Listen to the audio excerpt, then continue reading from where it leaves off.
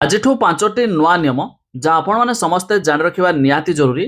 ନୂଆ tax policy ଲାଗୁ UPI ନିୟମରେ ମଧ୍ୟ ବଡ଼ ପରିବର୍ତ୍ତନ ହୋଇଛି, ଯାହାର ପ୍ରଭାବ ସିଧାସଳଖ ଆପଣଙ୍କ ଉପରେ ମଧ୍ୟ ପଡ଼ିପାରେ, ଯାହା ମଧ୍ୟ ଆପଣ ବି ଗୋଟିଏ ଶେଷ ପର୍ଯ୍ୟନ୍ତ ଦେଖି ରଖନ୍ତୁ, କାମରେ ବି ଆସିଯିବ। ଜାଣିବା ପୂର୍ବରୁ ଭିଡ଼ିଓକୁ ଲାଇକ୍ କରନ୍ତୁ, ସବସ୍କ୍ରାଇବ୍ କରିନଥିଲେ ଏବେ ସବସ୍କ୍ରାଇବ୍ କରି ପାଖରେ ଥିବା ଘଣ୍ଟି ଚିହ୍ନକୁ ଦବାଇ ଦିଅନ୍ତୁ। ନୂଆ ବିତ୍ତୀୟ ବର୍ଷ ଆରମ୍ଭରୁ ଅର୍ଥାତ୍ ଏପ୍ରିଲ 1ରୁ କିଛି ନିୟମରେ ମଧ୍ୟ ହୋଇଛି ପରିବର୍ତ୍ତନ। ପ୍ରଥମତଃ ଦେଖନ୍ତୁ ୟୁପିଆଇ ନିୟମରେ ବଡ଼ ପରିବର୍ତ୍ତନ। ଦୀର୍ଘ ସମୟ ଧରି ୟୁପିଆଇ ସେବା ଥିବା ମୋବାଇଲ ନମ୍ବର ବ୍ୟବହୃତ ହେଉନଥିଲେ ଏହି ସେବା ବନ୍ଦ ହେବ। ଏବେ ବ୍ୟାଙ୍କ ଓ ପେମେଣ୍ଟ ସର୍ଭିସ ପ୍ରୋଭାଇଡରକୁ ପ୍ରତି ସପ୍ତାହରେ ନିଜ ନମ୍ବରକୁ ଅପଡେଟ୍ କରିବାକୁ ହେବ। ଏଥିରେ ସେହି ୟୁପିଆଇ ଆଇଡି ଯାହା ଦୀର୍ଘ ସମୟ ଯାଏ ଆକ୍ଟିଭ ନାହିଁ ତାକୁ ବନ୍ଦ କରାଯାଇପାରେ। ଏନପିସିଆଇର ଏହି ଗାଇଡଲାଇନ୍ ପ୍ରୟାସ ଯେ ଏଥିରେ ଏରରରେ ଫ୍ରି ଟ୍ରାଞ୍ଜାକ୍ସନ କରାଯାଉ। ଦ୍ୱିତୀୟରେ ହେଉଛି ଘର ମାଲିକ ଓ ବରିଷ୍ଠ ନାଗରିକଙ୍କୁ ଆଶ୍ୱସ୍ତି।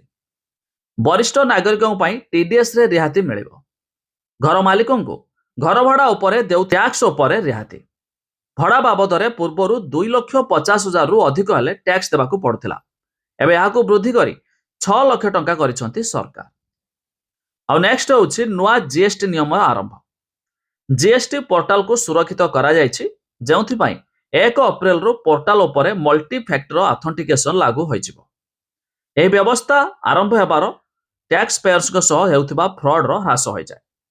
ଏହା ବ୍ୟତୀତ ଇ-ୱେ ବିଲ୍ସ ଏବେ ତାଙ୍କ ପାଇଁ ଜେନେରେଟ୍ କରାଯାଇପାରେ, ଯାହାର ବେସ୍ ଡକୁମେଣ୍ଟ 180 ଦିନରୁ ପୁରୁଣା ହୋଇନଥିବ। ଆଉ ନେକ୍ସଟ ହେଉଛି 12 ଲକ୍ଷ ଟଙ୍କା ଯାଏ ଟ୍ୟାକ୍ସ ଫ୍ରି। ଏମିତି ଲୋକ ଯାହାର ଆୟ 12 ଲକ୍ଷ ଟଙ୍କା ଯାଏ ତାଙ୍କୁ ଆଗାମୀ ଆର୍ଥିକ ବର୍ଷରୁ କୌଣସି ଟ୍ୟାକ୍ସ ଦେବାକୁ ହେବ ନାହିଁ। ବେତନଭୋଗୀ କର୍ମଚାରୀଙ୍କୁ 75,000 ଟଙ୍କାର ଷ୍ଟାଣ୍ଡାର୍ଡ ଡିଡକ୍ସନ ମଧ୍ୟ ମିଳିବ, ଯେଉଁଥିପାଇଁ ନୂଆ ଟ୍ୟାକ୍ସ ରିଜମର 12.75 ଲକ୍ଷ ଟଙ୍କା ଯାଏ ଟ୍ୟାକ୍ସ ଫ୍ରି ହୋଇଯିବ।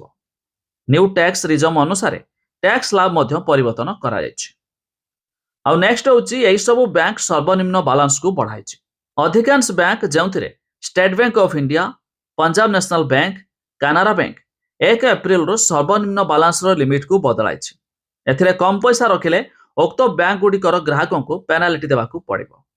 ତେବେ ଆପଣଙ୍କର କେଉଁ ବ୍ୟାଙ୍କରେ ଆକାଉଣ୍ଟ ଅଛି ତା ନିହାତି କମେଣ୍ଟ କରି ଜଣାଇବେ।